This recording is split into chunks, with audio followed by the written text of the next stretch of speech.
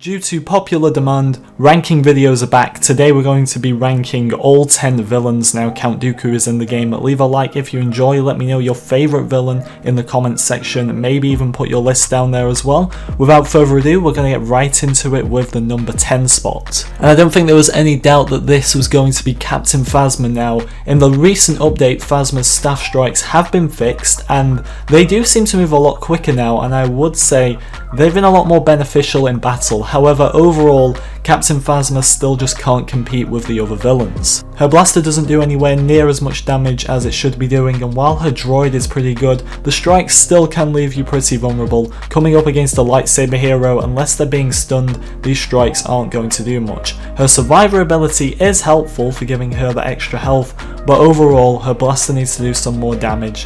And maybe, just maybe, she could do with some better health regeneration. Her health on kill card as well isn't too great because it focuses on her staff. Boba Fett is at the number 9 spot. Now Boba Fett is always a controversial one because if you're good with a jetpack then he could potentially be at the top of your list. But for someone like me, I'm not good with a jetpack, so overall that puts him down on the list. Also his health 550. I feel like we're having the same discussion every time, but he's got Mandalorian armor, so I'd be saying at least 750 health. That's a plus 200 on what he's got. For the Hunt is a decent ability and the concussion rocket is okay as well, but when you compare that to other hero abilities, it just doesn't really compete with them. Not to mention he gets hit out of the sky for absolutely everything. The number 8 spot is Kylo Ren.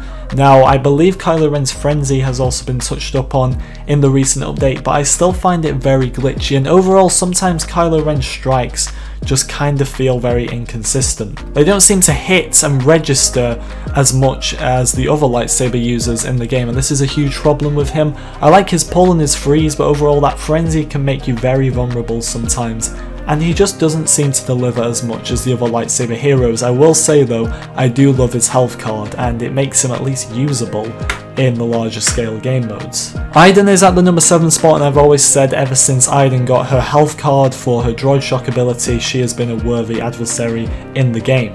If she had a slight health increase, she'd maybe be up on this list a bit more, but I love all her abilities. Even the pulse cannon I'm finally starting to use a bit more. I admit it's no Battlefront 2015 pulse cannon, but if used correctly, you can pull it off with that. Droid shield as well. Always good in those situations where you just want to run in, maybe melee some people, or just take cover in general. At the number 6 spot, we are going with the Trandoshan himself, Bossk. I love Bossk, and the only thing that ever stops Bossk going higher on my list is that I don't really like his shotgun most of the time. It's cool when I'm using it as a sniper, but up close I can miss a lot of the shots, and I know that's down to personal skill level, which isn't very high for me clearly. But that's like my only gripe with Bossk. I love how he can go from 1 health back up to his full 600 because he's a Trandoshan. Every ability I have no complaints with. I stand by the fact that Bossk has the best set of abilities in the game. That for me makes Bossk worthy of being my number 1 blaster hero. And up next on my list is Vader. My only complaint with Vader is his speed, but you can't really complain with that after the injuries he sustained obviously on Mustafar. Focus Rage makes him an all-out tank, and combine that with the saber throw and the force choke when it wants to work, he is just overpowered. And I'd say the only hero who can compete to him on the level of being an overall tank who can just inflict so much damage at once is General Grievous. And that is why Grievous is at the number 4 spot. What makes Grievous better than Vader is probably not his health regeneration, because Grievous is very vulnerable. You can see him from a mile away on the map with those 4 lightsabers. He's just such an easy target. He's like the Millennium Falcon in Starfighter Assault. But if used right, General Grievous can get a lot of one-hit kills, even on those heavies if you get them from the back most of the time.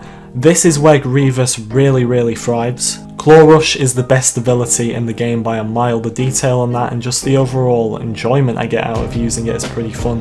Unrelenting Advance is a bit of a mess, but if used correctly, you can just stand there while everybody shoots back at you, and then the Thrust Surge as well is a delight to use when it's not buggy and spinning you around a million times. But Grievous' only issues are health regeneration and stamina really, which stops him getting up any higher on this list. At the number 3 spot, it is the newly added Earl, Count Dooku. Exposed Weakness and Duelist are two fantastic abilities, and while I said in the maxed out video if I was blindfolded I wouldn't know which one I've activated because they act very similar in game, I do like the new fighting style that Duelist allows Dooku to use. His lightning stun works perfectly. I was very worried, like many, that another stun in the game wasn't going to work with all the other ones. However, the fact that it throws them right to the ground, very movie accurate like what he did to Anakin, and it doesn't keep them still on the spot, they're on the ground and then they can get back up.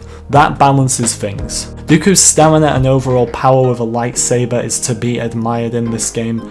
I don't see many people taking out Dooku, to be honest. He does seem like the most, honestly, the most controllable in this game. And the wisest as well. He just seems to know what he's doing most of the time. No matter who's using him, he's got too much going for him to fail. But I know this is always a debatable one in the comments section, but I'm putting Darth Maul at second once again. Darth Maul meets my playstyle. How I mentioned, if you're good with a jetpack, you'll probably use Boba Fett a lot. Well, I'm good with speed, and yes, while Boba is fast, he's fast with a jetpack. Maul is just insane. Like, he's so fast in this game. The spin attack is one of my favourite abilities just because of how fast you can get around while inflicting damage on your opponents. Chokehold is another fun ability, and my only gripe with Maul is that saber throw, which still doesn't hit most of the time. Thankfully, I love Maul that much, I can play with him with just two abilities most of the time. The only time really I would say that lightsaber throw is ever going to work is when there's a huge crowd of enemies and it basically can't miss. But now with a health card, Maul is just unbeatable. The only thing that can overtake him is the Emperor. That's because he's broken.